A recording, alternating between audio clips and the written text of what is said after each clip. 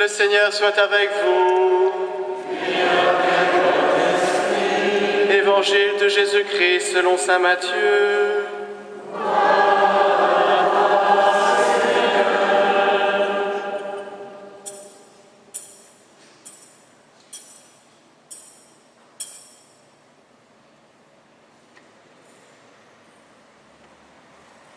Jésus disait en parabole: « Le royaume des cieux est comparable à un roi qui célébrait les noces de son fils.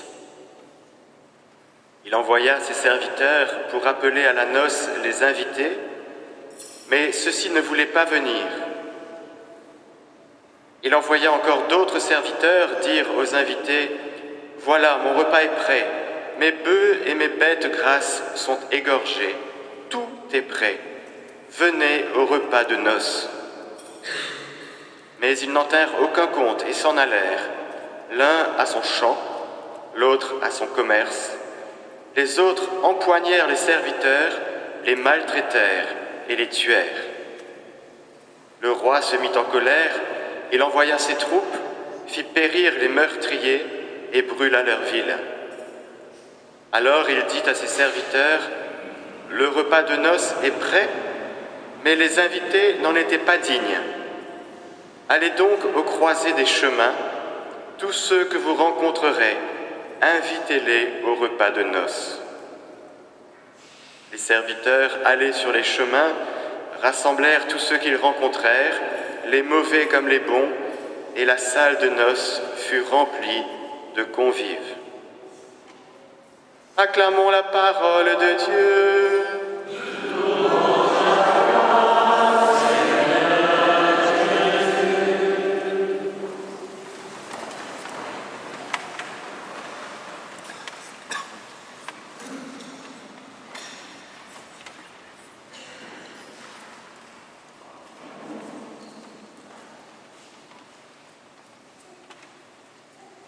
Frères et sœurs, nous l'avons échappé belle.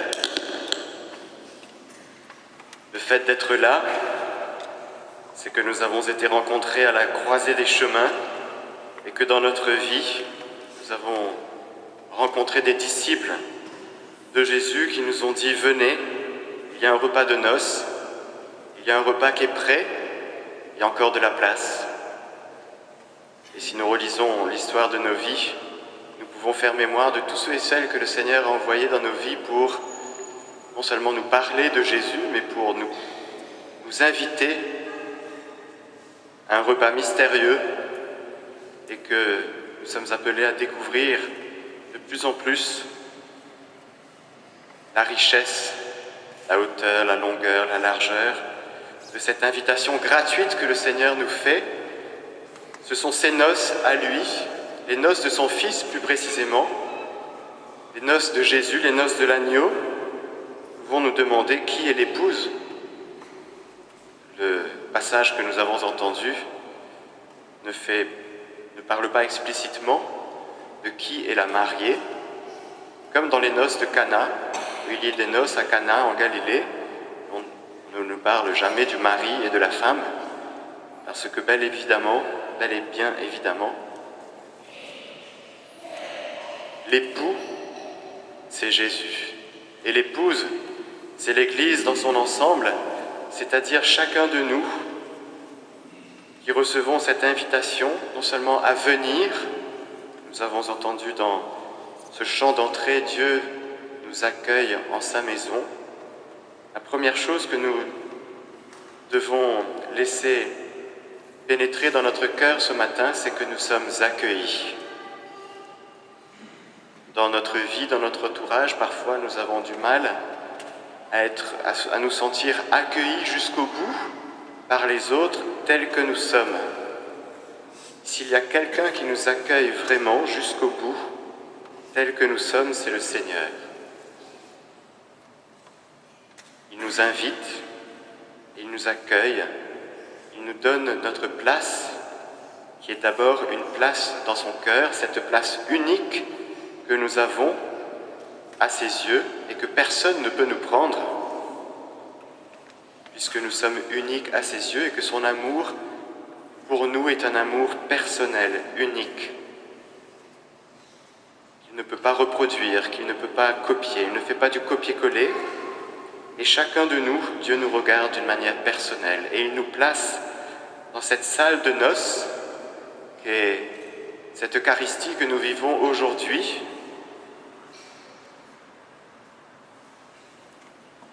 Et si vous remarquez bien, ce n'est pas par nos mérites personnels que nous sommes là. Nous ne sommes pas les meilleurs, nous n'avons pas gagné de championnat, nous n'avons pas gagné de training, d'entraînement personnel dont nous pourrions nous glorifier.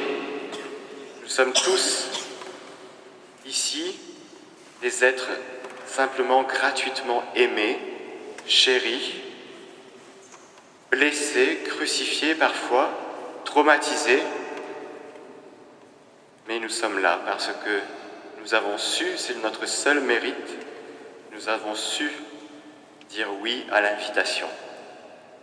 Et nous avons su percevoir au fond de notre cœur qu'il était important pour nous, au-delà des mots que nous pourrions dire, il était important pour nous d'être là, à ces noces, à ce festin.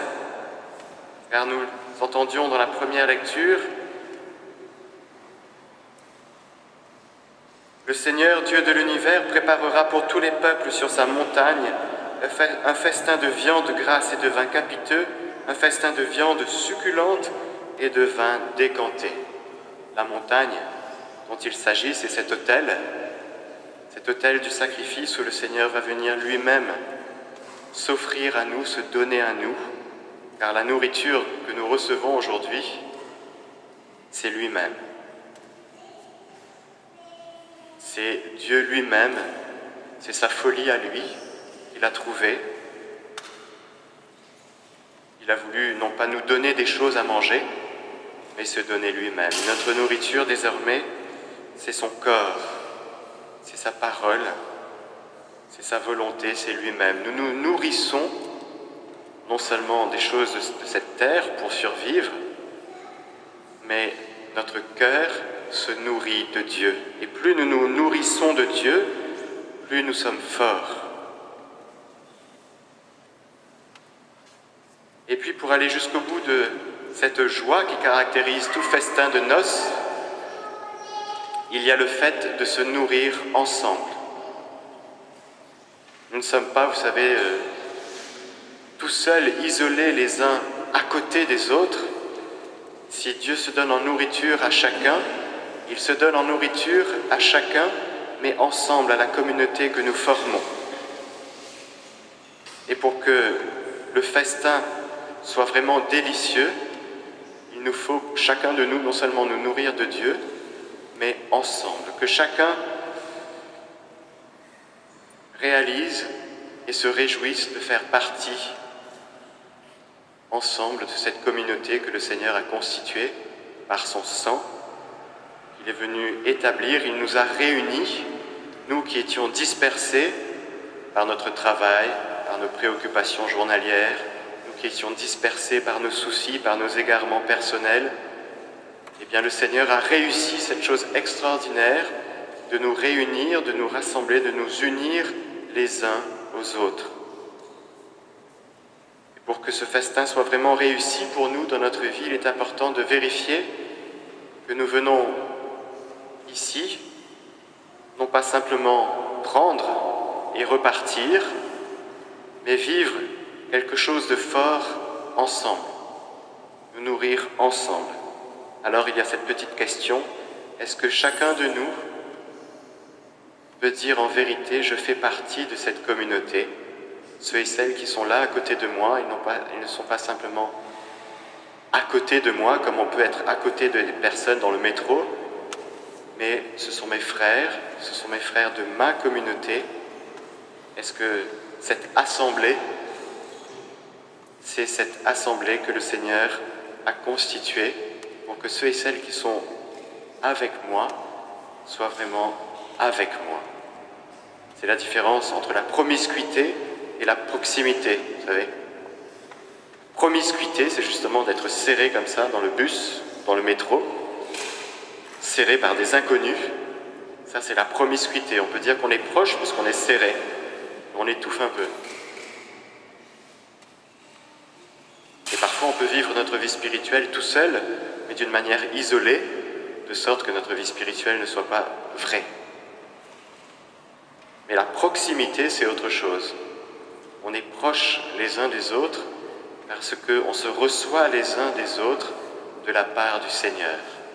Et on reçoit notre frère comme un don de Dieu, comme quelqu'un qui a part avec moi à ce même festin succulent, à ce frère pour qui le Seigneur est mort et ressuscité, à ce frère que le Seigneur aime jusqu'à en mourir et à qui il m'unit, à qui il me donne d'être en communion, à qui il me donne de découvrir que j'ai un frère, une sœur, de sorte que je ne suis plus seul et isolé dans mon coin, désespérément en quête de nourriture, mais qu'ensemble avec mon frère, ma sœur, je peux me régaler, nous pouvons nous régaler de cet amour de Dieu qui nous est donné en surabondance aujourd'hui.